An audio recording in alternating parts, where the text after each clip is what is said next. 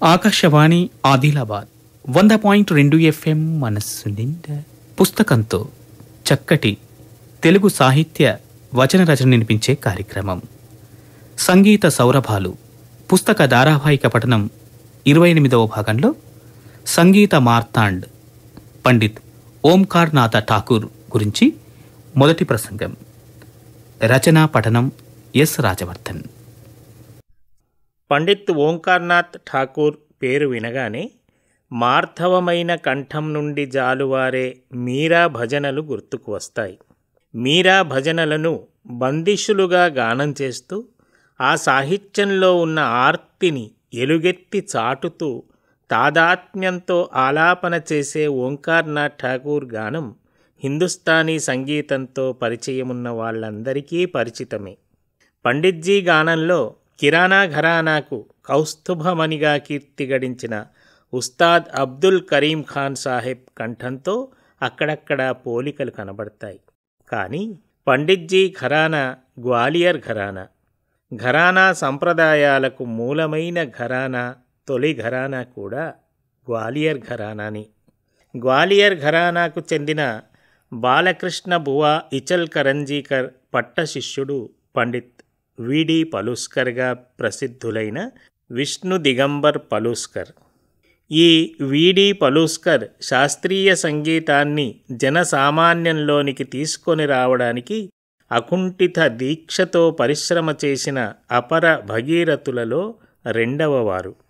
శాస్త్రీయ సంగీతాన్ని ఆసక్తి గల ప్రతివారికి అందించాలనే సంకల్పంతో అన్ని ఘరానాల సంగీతాన్ని ఒక్కతాటిపైకి తెచ్చి సంగీతానికి స్వరలిపి అంటే నొటేషన్ తయారు చేసి సిలబస్ను ఏర్పాటు చేసి హిందుస్థానీ సంగీతానికి మహోపకారం చేసిన విష్ణు నారాయణ భాత్ఖండే మొదటివారు.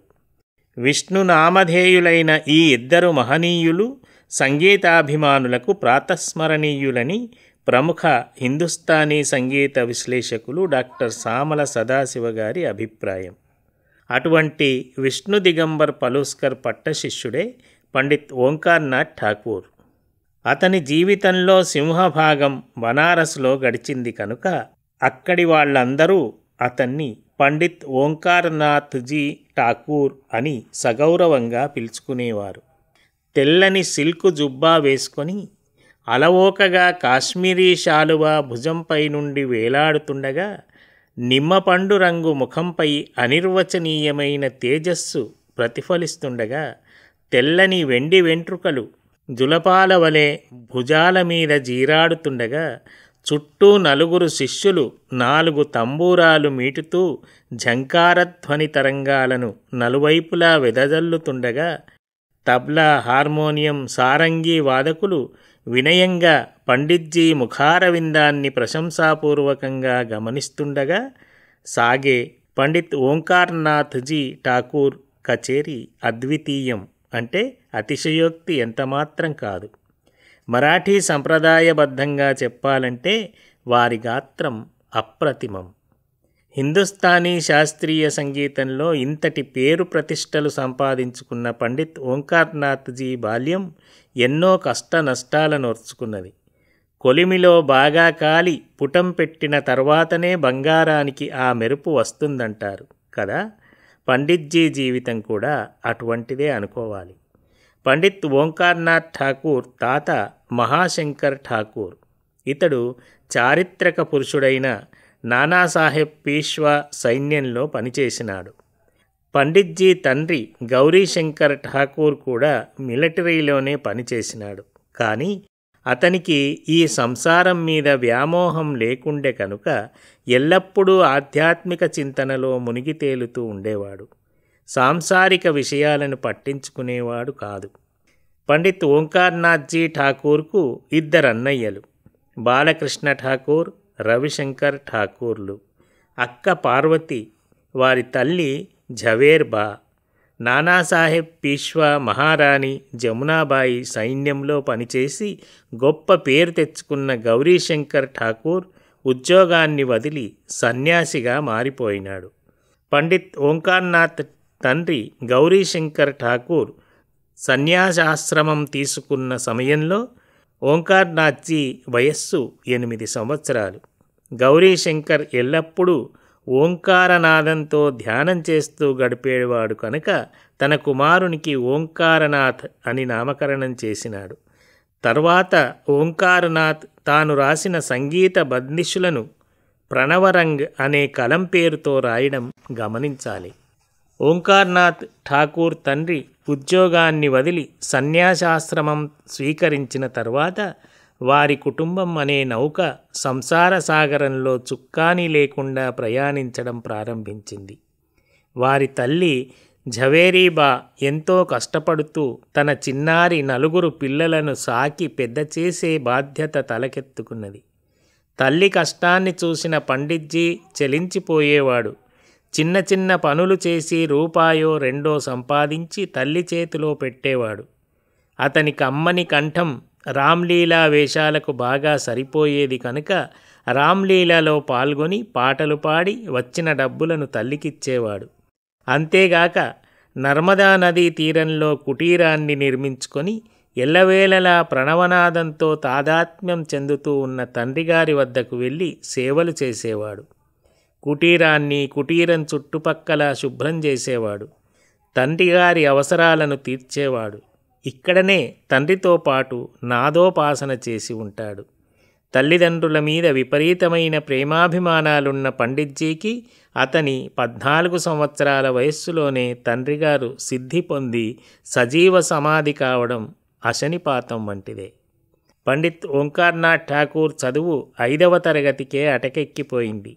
దుర్భర దారిద్ర్యంతో తల్లి పడే కష్టాలను చూడలేక తానేమీ చేయలేక ఘర్షణలో జీవితాన్ని నిరాశ నిస్పృహలో గడుపుతూ ఉన్న పండిట్జీని ఒక సువర్ణావకాశం వెతుక్కుంటూ వచ్చింది. పండిట్జీ స్వగ్రామమైన బడోంచ్కు చెందిన ఒక ధనికుడైన పార్సీ సేటు షాపూర్జీ మంచిర్జీ డొంగాలి పూనుకొని కమ్మని కంఠం గల ఓంకార్నాథ్జీకి సంగీతం నేర్పించాలనే సత్సంకల్పంతో బొంబాయిలోని పండిత్ విష్ణు దిగంబర్ పలుస్కర్ సన్నిధిలో సంగీతం నేర్చుకోమని పంపించినాడు.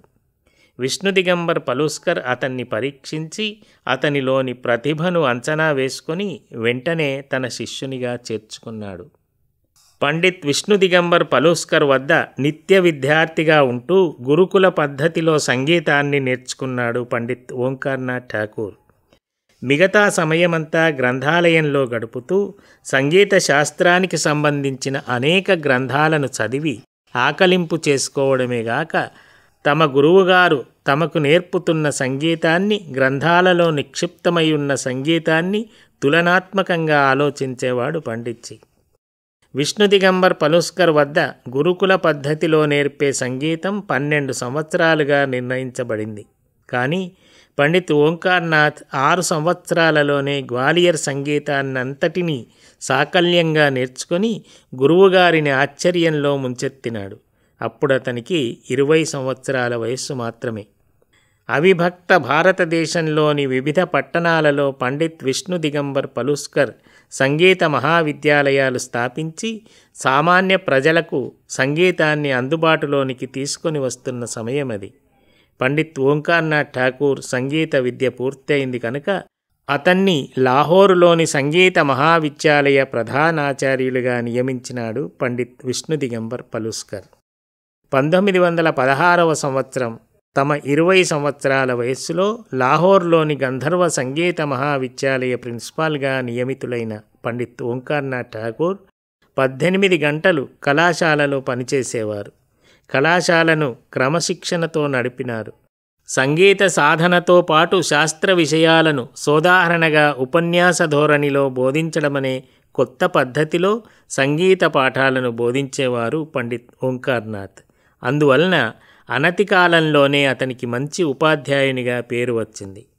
1918వ సంవత్సరంలో బరోడా మహారాజైన మహారాజా షాజీరావు గైక్వాడ్ ఆ సంగీత కళాశాలను దర్శించి పండిట్జీలోని ప్రతిభను గుర్తించినారు. తత్ఫలితంగా జలంధర్లో ప్రతి సంవత్సరం ప్రతిష్టాత్మకంగా జరిగే హరివల్లభ్ సంగీత సమ్మేళనంలో పాల్గొనడానికి పండిత్ ఓంకార్నాథ్జీ ఠాకూర్కు ఆహ్వానం అందింది. అక్కడ పండిట్జీ గానం అనిదంపూర్వకంగా సాగింది. శ్రోతలను మంత్రముగ్ధులను చేసే సంగీతం పండిత్ ఓంకార్నాథ్ ఠాకూర్దని శ్రోతలందరూ ముక్తకంఠంతో ప్రశంసించినారు. పండిత్ ఓంకార్నాథ్ ఠాకూర్ కీర్తి దేశమంతటా వ్యాపించింది. 1922వ సంవత్సరంలో సూరత్లోని ధనికుడైన ప్రహ్లాద్ జిందాల్ సుఖరామ్జీ భట్ అనే సేట్ తన కుమార్తె ఇందిరాదేవిని పండిత్ ఓంకార్నాథ్జీ ఠాకూర్కిచ్చి వివాహం జరిపినాడు. వారి దాంపత్యం అన్యోన్యంగా సాగింది. తర్వాత పండిత్ ఓంకార్నాథ్ ఠాకూర్ తన ఉద్యోగానికి స్వస్తి చెప్పి తమ స్వగ్రామమైన బడోంచ్లోనూ తమ అత్తగారి ఊరైన సూరత్లోనూ గాంధర్వ నికేతన్ పేరుతో సంగీత విద్యాలయాలు నెలకొల్పి విద్యార్థులకు సంగీతం నేర్పించినాడు. ఒకసారి సూరత్లో వర్షాలు లేక ప్రజలు కరువు బారిన పడి అల్లాడిపోయినారు. అది చూసి చలించిపోయిన పండిత్ ఓంకార్నాథ్జీ ఠాకూర్ సూరత్లోని ఖిలా మైదానంలో మల్హార్ యజ్ఞం చేసినాడు. మల్హార్ రాగాలు వర్ష ఋతు ప్రధానమైన రాగాలు. మేఘ్ మల్హార్, మియా మల్హార్, సుర్ మల్హార్ వంటి రాగాలను ఏకదాటిగా గానం చేయడమే మల్హార్ యజ్ఞం. ఇది జరిగిన మూడో నాడు సూరత్లో కుండపోత వర్షం కురిసిందట.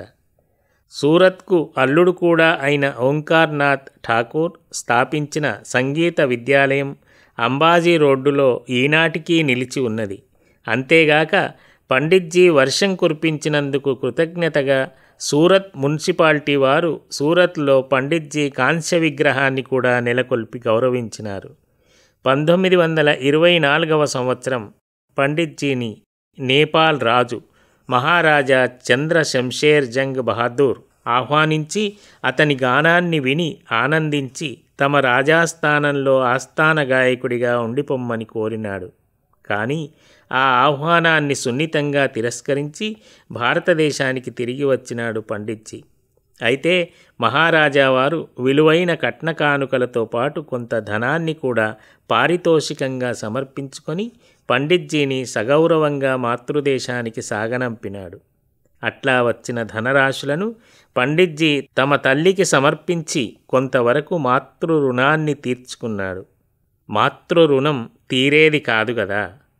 1930వ సంవత్సరం నేపాల్ రాజు మహారాజా భీమ్ శంషేర్ జంగ్ బహదూర్ కూడా పండిట్జీని నేపాల్ రాజ్యానికి ఆహ్వానించి గౌరవించినాడు. అప్పుడు కూడా ధన కనక వస్తువులను పారితోషికంగా సమర్పించి సగౌరవంగా సాగనంపినాడు మహారాజా భీమ్ శంషేర్ జంగ్ బహదూర్. ఆ ధనాన్ని కూడా పండిట్జీ సొంతానికి ఒక్క రూపాయి కూడా వాడుకోలేదు. వచ్చిన మొత్తాన్ని గురువుగారైన పండిత్ విష్ణు దిగంబర్ పలుస్కర్ పాదాల వద్ద ఉంచి కొంత గురువు రుణం తీర్చుకున్నాననుకున్నాడు. అది తీరేది కాదు. కానీ గురువు నుండి తల్లి నుండి అమూల్యమైన ఆశీస్సులను మాత్రం అందుకున్నాడు పండిట్జీ. ఇప్పటిదాకా సంగీత సౌరభాలు పుస్తక ధారావాహిక పఠనం 28వ భాగంలో సంగీత మార్తాండ్ పండిత్ ఓంకార్నాథ్ ఠాకూర్ గురించి మొదటి ప్రసంగం విన్నారు. రచనా పఠనం ఎస్ రాజవర్ధన్. ఆకాశవాణి ఆదిలాబాద్ 100.2 FM మనస్సు నిండా.